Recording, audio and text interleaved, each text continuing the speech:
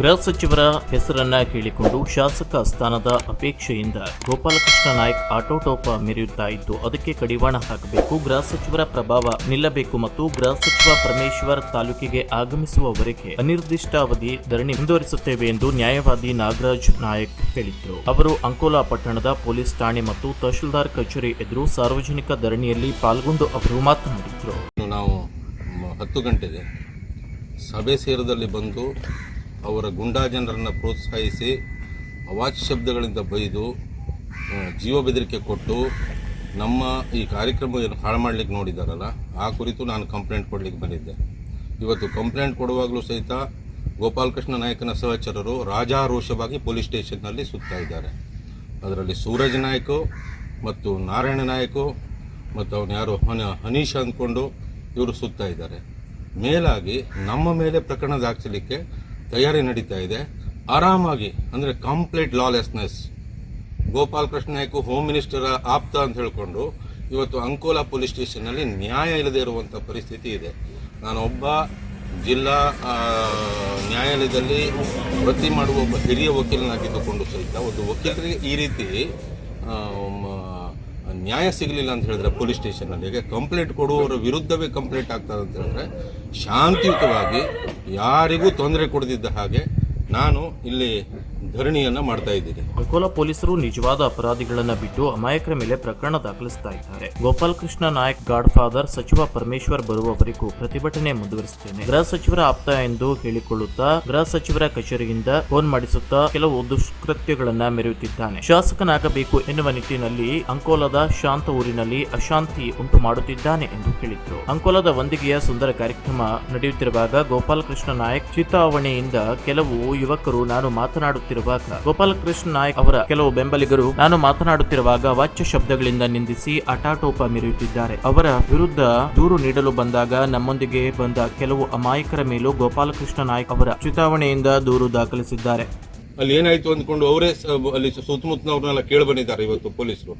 ಆದ್ರೆ ನಮ್ಮ ಕೇಸನ್ನ ಡೆಪ್ಯೂಸ್ ಎದುರು ಮಾಡಲಿಕ್ಕೆ ಅವರು ಈಗ ನಮ್ಮ ಮೇಲೂ ಸಹಿತ ಒಂದು ಕೇಸು ನನಗೆ ಮತ್ತು ಅವ್ರು ಹೊಡಿಬಹುದು ಅಂತ ಹೇಳಿ ನನ್ನ ರಕ್ಷಣೆ ಬಂದವ್ರ ಮೇಲೂ ಸಹಿತ ಕೇಸ್ ಮಾಡ್ತಾ ಇದ್ದಾರೆ ಅಂತ ಹೇಳಿದ್ರೆ ಇದು ಕಂಪ್ಲೀಟ್ ಲಾಲೆಸ್ನೆಸ್. ನನಗೆ ಬೇರೆ ಉಪಾಯನೇ ಇಲ್ಲ.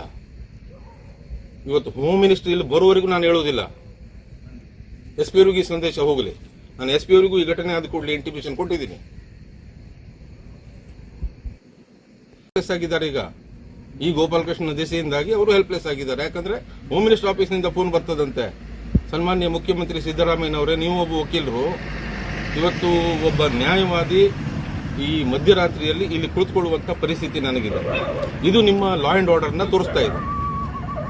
ಅಂಕೋಲಾ ಪೊಲೀಸ್ ಠಾಣೆಯ ಸಿಪಿಐ ಮತ್ತು ಡಿವೈಎಸ್ಪಿ ನಿಯಂತ್ರಣದಲ್ಲಿ ಇಲ್ಲದೆ ಹೊರಗಿನವರ ಪ್ರಭಾವದಲ್ಲಿ ಕಾರ್ಯನಿರ್ವಹಿಸುವ ಸ್ಥಿತಿ ನಿರ್ಮಾಣವಾಗಿದೆ ಎಂದು ಆರೋಪಿಸಿದ್ರು. ನ್ಯಾಯವಾದಿಯಾಗಿ ನ್ಯಾಯವನ್ನ ಅಪೇಕ್ಷಿಸುತ್ತೇನೆ. ಗೃಹ ಸಚಿವರು ಮತ್ತು ಅವರ ಕಾರ್ಯಾಲಯದ ಸಿಬ್ಬಂದಿ ಅಂಕೋಲಾ ಪೊಲೀಸ್ ಠಾಣೆಗೆ ಕರೆ ಮಾಡುವುದು, ಆಕ್ಷೇಪ ನಡೆಸುವುದು ನಿಲ್ಲಿಸಬೇಕು. ನಿರಪರಾಧಿಗಳನ್ನ ಅಪರಾಧಿಯನ್ನಾಗಿ ಮಾಡುವ ಪ್ರಯತ್ನ ತಡೆಗಟ್ಟಬೇಕು. ವಂದಿಗೆಯಲ್ಲಿ ಅಮಾಯಕ ಹುಡುಗರ ಮೇಲೆ ಹಲ್ಲೆ ನಡೆಸಿದ ಪ್ರಕರಣದಲ್ಲಿ ಗೋಪಾಲಕೃಷ್ಣ ನಾಯ್ಕ್ ಸೇರಿದಂತೆ ಕೆಲವರ ವಿರುದ್ಧ 307 ದೂರು ದಾಖಲಾಗಿತ್ತು. ಆದರೆ ಅದರಲ್ಲಿ ಗೋಪಾಲಕೃಷ್ಣ ನಾಯ್ಕ್ ಸೇರಿ 3 ಆರೋಪಿಗಳ ಹೆಸರನ್ನ ಕೈಬಿಡಲಾಗಿತ್ತು. ಅದೇ ಉಳಿದ ಪ್ರಕರಣದಲ್ಲಿ ಪೊಲೀಸರು ಬೇರೆಯೇ ನಡೆದುಕೊಳ್ಳುತ್ತಾರೆ ಎಂದು ನಾಗರಾಜ್ ನಾಯ್ಕ್ ಹೇಳಿದ್ರು. ಇದು ಹೋಮ್ ಮಿನಿಸ್ಟರ್ ಅವರಿಗೆ ತಲುಪಬೇಕು.